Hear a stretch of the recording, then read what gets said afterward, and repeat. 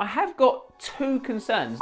I'm really struggling to bend this shoe. These are the brand new Nike Infinity Tour Next Percent golf shoes. Now, for those of you that didn't have the first pair of the Infinity Tours that released 18 months or so ago, I've got to be totally honest, I was pretty disappointed with them. So Nike have made some pretty significant changes to these shoes, but have they really changed enough? As always, I'll include any discount codes and links that I've got currently in the description below. Aside from the aesthetic changes to the shoe, there have been two main updates. The first one is in regards to the fit, and the second one is in regards to the way that they've incorporated Air Zoom. When it comes to the fit of the original Infinity Tours, there simply wasn't enough room in this toe box and forefoot area. Nike are saying that with the new Next Percent version of the Infinity Tours, they have increased the room generally in this toe box area. And for me, trying these on out of the box, true to size, does feel right in terms of the length. My toes aren't pushing up against the end of these. There's a little bit of room in the end there. And I can definitely notice that there is a little bit more room in the toe box. However, I wouldn't say that these are the roomiest shoes. They still are quite a snug fit. If you want a really kind of loose, relaxed fit in your golf shoes, then you're definitely going to need to try and see if you can get a hold of a wider pair of these shoes or go up half a size. Nike have also redesigned this ankle and heel area, so it's no longer quite as aggressive on that heel there. The other key change is in regards to the Air Zoom. In the previous versions, you had a full-length Air Zoom strobble that actually resulted in a very comfortable feeling shoe underfoot, however, did create some issues in terms of stability. Nike have attempted to address that by removing that full-length Air Zoom and instead incorporating these two Air Zoom pockets there, so one on the outside and one on the inside of the shoe. And that's why this new version has got that Next Percent part in its name, because that's a design feature which just comes straight from their Next Percent running shoes. Nike are combining a lot of React foam in this midsole and heel area there, and then giving you this extra support and cushion and kind of springy feeling. Looking at these shoes out of the box, I have got two concerns that I'm really going to need to focus on out on the golf course. First of all, you can see here that actually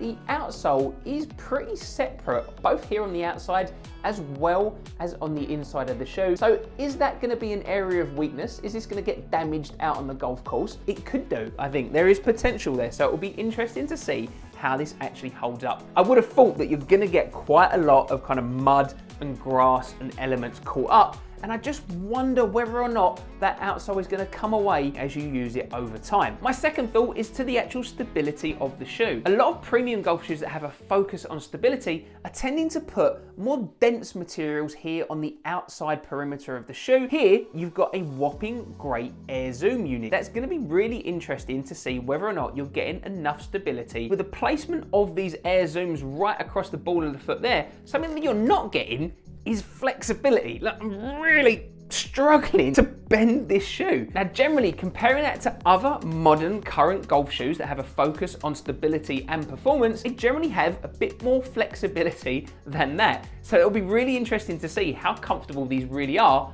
out on the golf course. It does look like Nike have increased the width of the outsole, both here on the toe box as well as at the heel of the shoe there. So that should certainly help with giving you a more stable, planted kind of base to work from. While I was holding it up there, you can probably see some updates to the outsole as well. So you've still got these permanent hybrid spikes. So you've got the kind of two big ones here on the forefoot, and then they've replaced the large single one at the heel with two instead. What Nike have also done is made these areas here at the toe a little bit more aggressive too. On the previous versions, they weren't really giving any kind of traction whatsoever. It was just a bit of a ripple pattern. It's still not the most aggressive when you compare it to things like FootJoy and Under Armour are currently offering in their golf shoes. And personally, I really quite like the look and style of it. But if you're not a fan of this rather more bold color option, then Nike have announced that there are more muted colorways coming as well. You've got this kind of knitted material, which has then got a protective layer over the top of it, which is going to give you that waterproof property. And that material kind of goes right the way along here